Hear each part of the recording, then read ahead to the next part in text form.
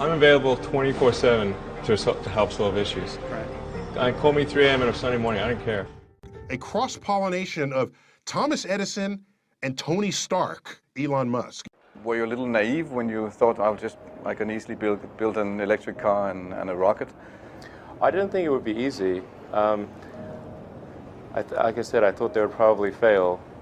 But you know, like creating a company is almost like having a child. So it's sort of like, how do you say your child should not have food? So once you have the company, you have to feed it and nurse it, and take care of it, even if it ruins you. Yeah.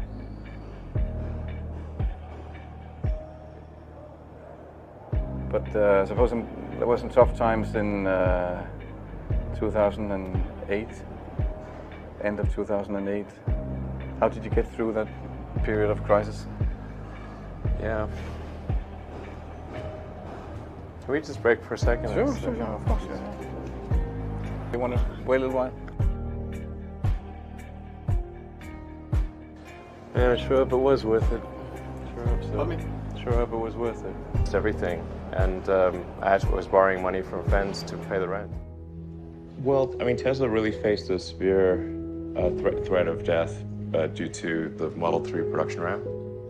Essentially, the company was bleeding money like crazy, and just if we didn't solve these problems in a very short period of time, we would die. And it was extremely difficult to solve them. How close to death did you come? Within single-digit weeks. 22 hours a day, or like how many I hours? was working, so 7 days a week, sleeping in the factory. I worked everywhere from I worked in the paint shop, general assembly, body shop. You ever worry about yourself imploding? Like it's just too much? Absolutely. No one should put this many hours into work. This is not good. People should not work this hard. They should not do this. It's very painful. Painful in what sense? It hurts my brain and my heart. Where do you come up with your best ideas? Are you on vacation, or are you kind of just like in the middle of the night you wake up and start drawing things down? Or you know, sounds really cliche, but like the shower is probably like you know, wake up and go to shower in the morning. And I think actually what's really happened is kind of stuff is percolated in the subconscious. Right. And it's not really occurring in the shower, but you're kind of getting the results of last night's, you know, computation, basically. Right. Whatever area that you get into, given that, you know, even if you're the best, there's always a chance of failure. So I think it's important that you really like whatever you're doing. If you don't like it, life is too short. You know, I'd say, and also if you like what you're doing, you think about it even when you're not working. I mean, it's something that your mind is drawn to, and if you don't like it, you just really can't make it work, I think. When you had that third failure in a row, did you think, I need to pack this in? Never. Why not? I don't ever give up. I mean, I'd have to be dead or completely incapacitated. Starting a business, I'd say, number one is have a high pain threshold. That's it. There's a friend of mine who's got a good saying, which is that starting a company is like eating glass and staring into the abyss.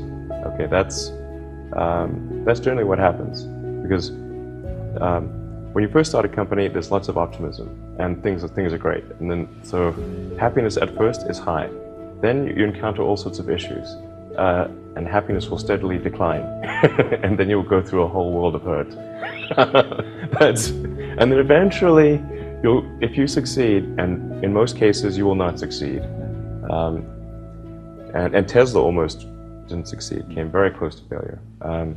Then if you succeed, then after a long time you will finally get back to happiness. I think too is you've got to make sure that whatever you're doing is a great product or service. It has to be really great. And I go back to what I was saying earlier, where if you're a new company, I mean, unless it's like some new industry or new market, that if it's an untapped market, or then you have more ability to, the standard is lower for your product or service. But if you're entering anything where there's an existing marketplace against large entrenched competitors, then your product or service needs to be much better than theirs. It can't be a little bit better, because then you put yourself in the shoes of the consumer and they say, why would you buy it as a consumer? You're always going to buy the trusted brand unless there's a big difference. So a lot of times, you know, an entrepreneur will come up with something which is only slightly better. And it can't just be slightly better. It's got to be a lot better. Number 3, I'd say, is constantly seek criticism.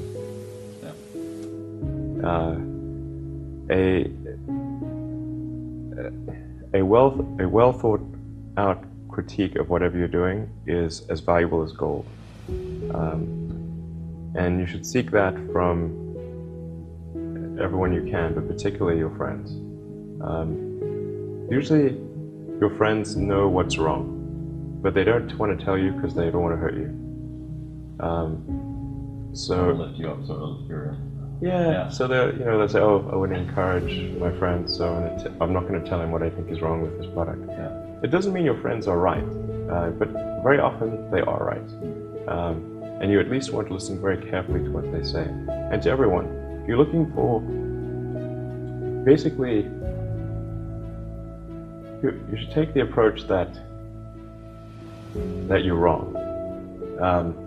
You know, that you, the entrepreneur, are wrong. Your goal is to be less wrong.